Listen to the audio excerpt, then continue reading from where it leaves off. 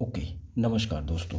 आज की इस वीडियो में हम बात करेंगे blood supply of mammary gland. तो इसको दो पार्ट में अपन डिवाइड करेंगे। फर्स्ट आर्टीरियल सप्लाई और सेकंड वेनस ड्रेनेज। ठीक है, सबसे पहले अपन देखेंगे arterial supply of the mammary gland या ब्रेस्ट, या उसी को एक और नाम से हम जानते हैं स्तन ग्रंथि। ठीक है, चलो एक लाइनिंग डायग्राम से देखते हैं अपन। देखो यहाँ पर बेटा,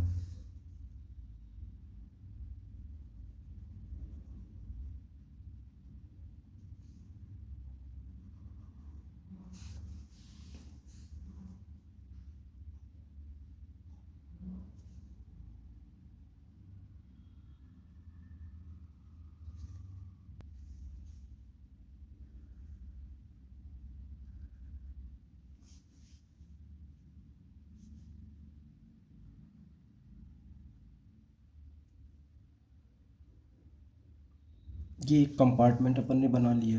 ठीक है, ये इस कंपार्टमेंट में ही किसकी सिचुएशन होगी बेटा, ये डॉट डॉट में मैं आपको दिखा रहा हूँ, आप समझने की कोशिश करें। यहाँ पर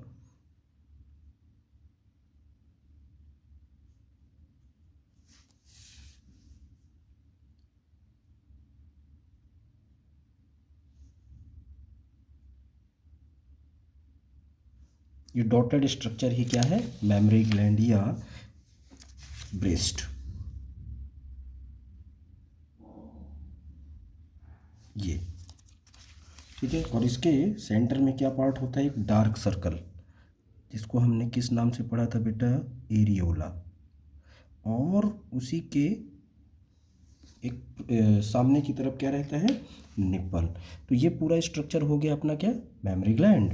ठीक है, और एक स्ट्रक्चर यहाँ से और लगा हुआ रहता है, ये इसे हमने क्या नाम दिया था, प्रीवियस वीडियो में अपन ने देखा था, एक्सिलरी टेल ऑफ स्पेंस। ठीक है, ये सब डिस्कस नहीं करना, यहाँ पर हमें डिस्कस करना है इस स्ट्रक्चर में क्या, arterial supply and venous drainage of the mammary gland. First point upon cover करेंगे आर्टीरियल सप्लाई। ठीक है, यहाँ पर देखो अब,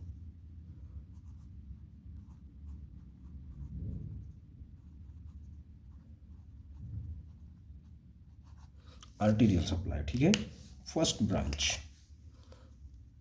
पहला स्ट्रक्चर या पहली आर्टरी, क्या नाम दोगे आप इसको, superior thoracic artery. Superior thoracic artery. ठीक है, सेकंड कौन सी आर्टरी होगी, एक्रोमियोथोरेसिक, एक्रोमियोथोरेसिक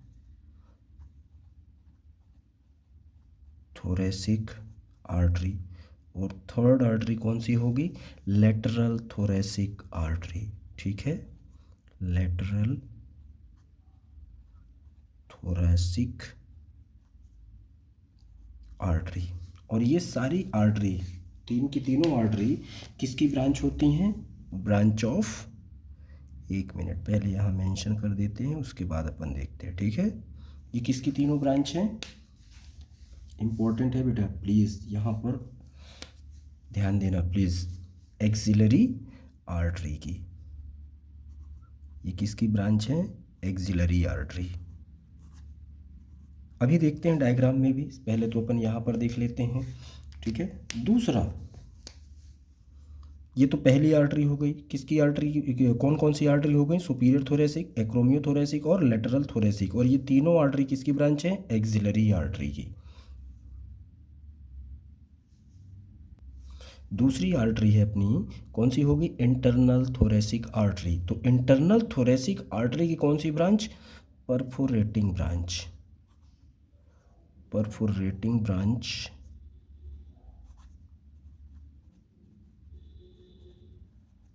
perforating branches of internal thoracic artery। ठीक है, और ये इंटरनल थोरेसिक आर्टरी किसकी ब्रांच होती है, बता दीजिए किसकी ब्रांच होती है, इंटरनल थोरेसिक के लिए बता रहा हूँ बेटा, ठीक है ना। ये किसकी ब्रांच होती है? सब क्लेवियन आर्टरी।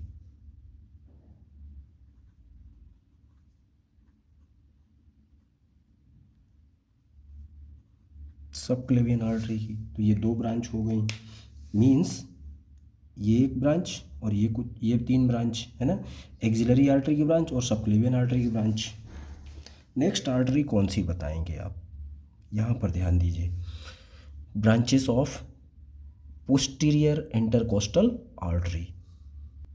अब कौन सी वा साइड की? तो लेटरल साइड से आएंगी, तो lateral branches, lateral branches of posterior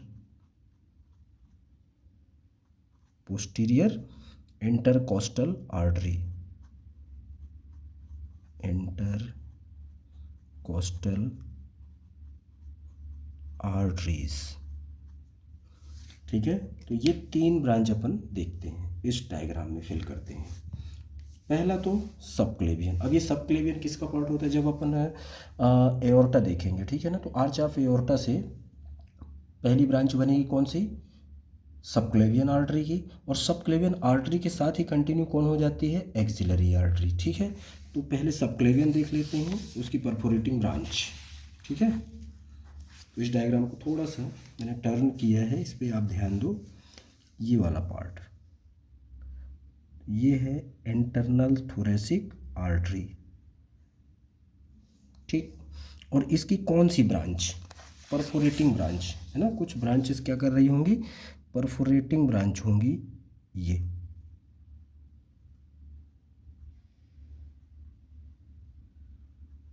perforating branches of the internal thoracic artery, जो किसकी ब्रांच होती हैं? सब क्लेवियन आर्टरी की। वो ये वाली कौन सी हैं? ये यहाँ पर आप दिखा दो,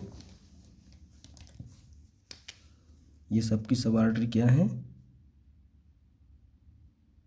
ये वाली।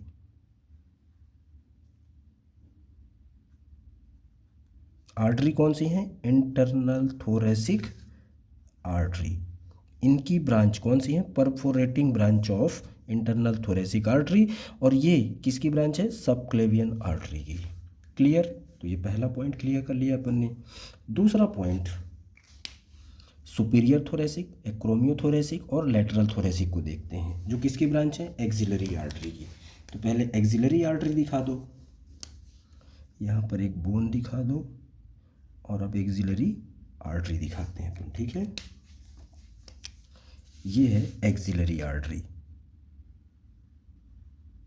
ये, ठीक है। और इसकी तीन branch, superior, acromio and lateral thoracic artery. First superior thoracic, एक्रोमियोथोरेसिक,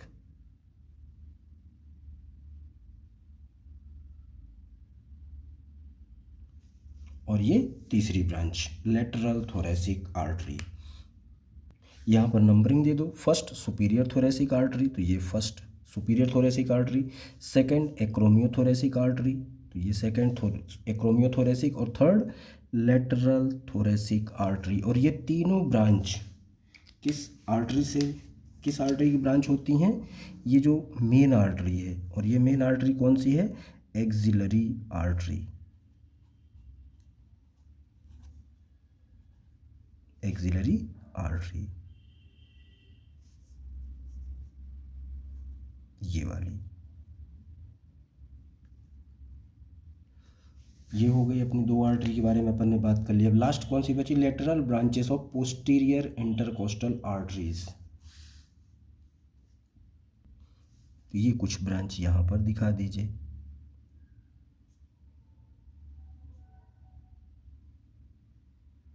ये, तो ये कौन सी ब्रांचेस हैं? Lateral branches of posterior intercostal arteries,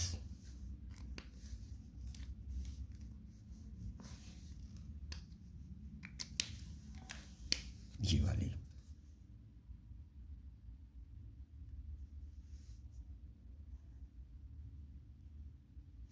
lateral branches of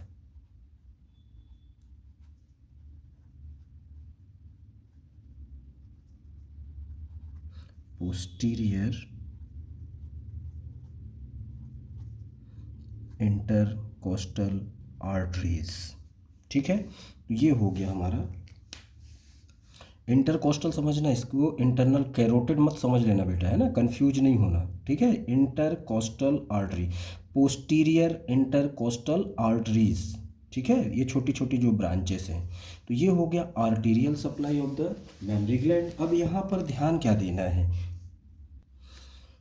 ये जो पार्ट दिखाई दे रहा क्या है, ये डॉटेड में क्या दिखाया हमने, ब्रेस्ट या मेमरी ग्लैंड। मेमरी ग्लैंड की जो एंटीरियर सब सरफेस होती है वो कैसी होती है, एक्सट्रीमली वास्कुलर, लेकिन पोस्टीरियर सरफेस रिलेटिवली ए वास्कुलर। मतलब पोस्टीरियर सरफेस को कम ब्लड सप्लाई होता है, लेकिन एंटीरियर सरफेस को हाई ब्लड सप्लाई होता है। ठीक है ना, ज़्यादा ब्लड सप्लाई होती है, और पोस्टीरियर सरफेस को कम ब्लड सप्लाई होता है। ठीक है, तो ये कैसा ऑर्गन हो गया आपका, क्या बता सकते हो आप कि the mammary gland is extremely vascular. Okay, तो ये कंप्लीट किया हमने arterial supply of the mammary gland. Second point पे अपन फोकस करते हैं वीनस ड्रेनेज पे।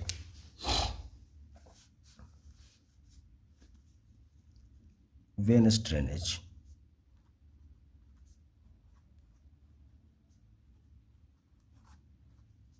ठीक है, इसके लिए आपको दो सेट पे ध्यान देना पड़ेगा। होता क्या है कि जो आर्टरी थी अभी, है ना, जो अभी अपन ने देखी, कौन कौन सी artery, superior thoracic, acromio thoracic, lateral thoracic, perforating branch of internal thoracic, lateral branch of the posterior intercostal arteries.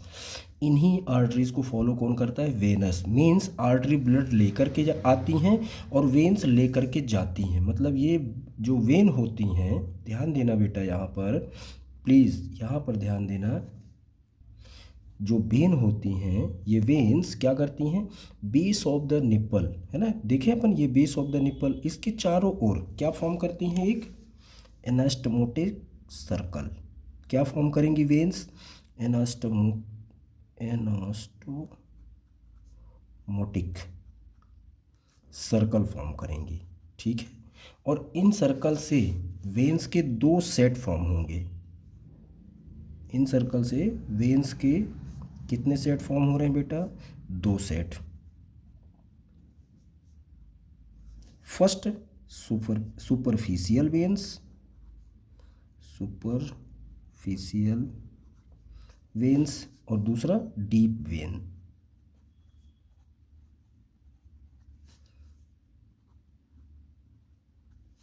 ठीक है, और यहाँ से इन दोनों पार्ट से, ठीक है, सुपरफिशियल पार्ट से और डीप पार्ट से वेनस ड्रेनेज होगा। अब ये जो सुपरफिशियल वेन्स होती हैं, सुपरफिशियल वेन्स अपना ब्लड कहाँ पर ड्रेन करेंगी, तो आपको पता होना चाहिए, ड्रेन इन, फर्स्ट पॉइंट में आंसर देना आपको क्या, देखो बेटा यहाँ पर इंटरनल थोरेसिक वेन। किस पर करेंगी, इंटरनल थोरासिक वेन। ठीक है, दूसरा और कहाँ पर करेंगी, साथ ही साथ सुपरफिशियल वेन ऑफ,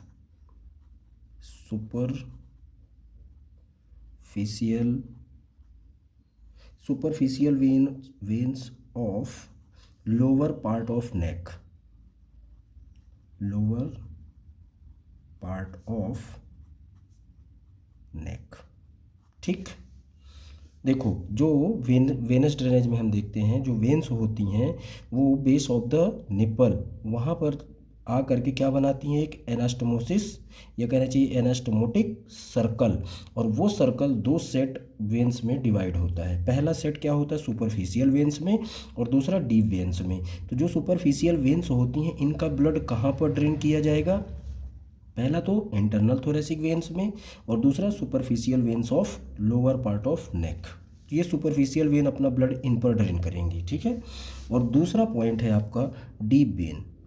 अब ये डीप वेन्स कहाँ अपना ब्लड ड्रेन करेंगी, तो फर्स्ट आंसर आपका क्या होना चाहिए, एक्सिलरी वेन में, एक्सिलरी वेन।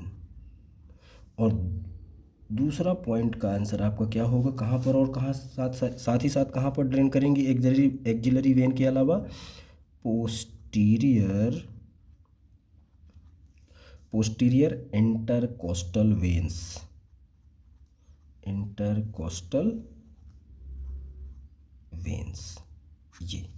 ये posterior intercostal veins very important है बेटा।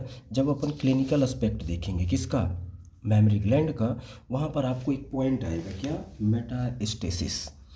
मेटास्टेसिस मीन्स ज़्यादा से ज़्यादा, देखो यहाँ पर ध्यान दो, मेटास्टेसिस का मतलब क्या होता है, जो कैंसर एक जगह से दूसरे जगह पहुँचने लगे, है ना, तो मेटास्टेसिस हो गया।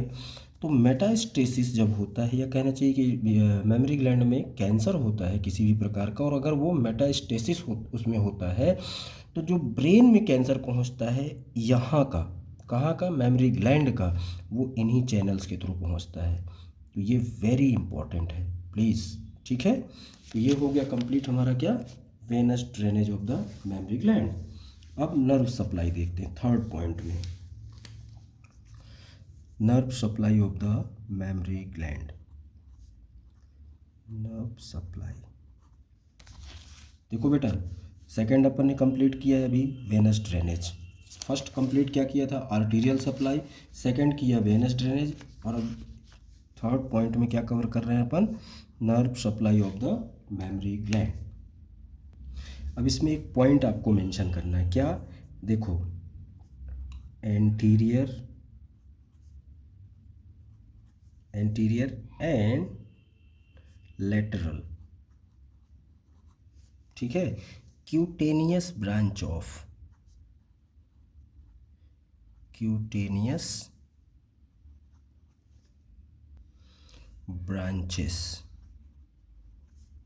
ऑफ, यहाँ पर ध्यान देना है आपको अब कि anterior and lateral cutaneous branches of fourth to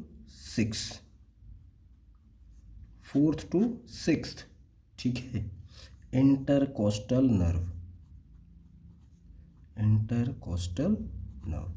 कौन कौन सी ब्रांच 4 to 6 की, एक तो एंटीरियर और दूसरी लेटरल, ठीक है। यहाँ से क्या होता है, नर्व सप्लाई होता है मेमोरी ग्लैंड को, ओके। यहाँ पर जो नर्व आ रही है, इसमें एक फाइबर कैसे होंगे, एक तो कुछ सेंसरी होंगे, और दूसरे टाइप के फाइबर क्या होंगे, ऑटोनॉमिक।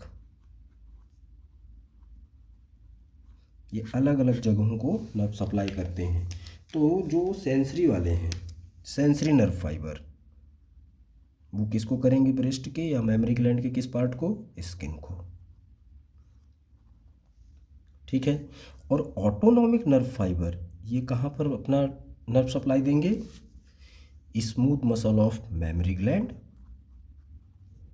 स्मूथ मसल्स और ब्लड वेसल्स,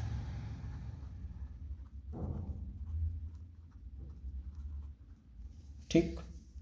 एक इम्पॉर्टेंट पॉइंट यहाँ पर आपको मेंशन करना है कि जो ये नर्व होती हैं, ठीक है ना, ध्यान देना बेटा, ठीक है प्लीज़, नर्व जो होती हैं, ये नर्व सिक्रीशन ऑफ मिल्क को कंट्रोल नहीं करती, नर्व सप्लाई मिल्क के सिक्रीशन को कंट्रोल नहीं करती हैं, ठीक है। ये जो मिल्क का सिक्रीशन होता है, इसको कंट्रोल एक हार्मोन करता है, कौन सा, प्रोलैक्टिन हार्मोन। और ये प्रोलैक्टिन हार्मोन कहाँ से सिक्रीट होता है, pars anterior of the hypophysis cerebri, है ना, anterior part of pituitary gland.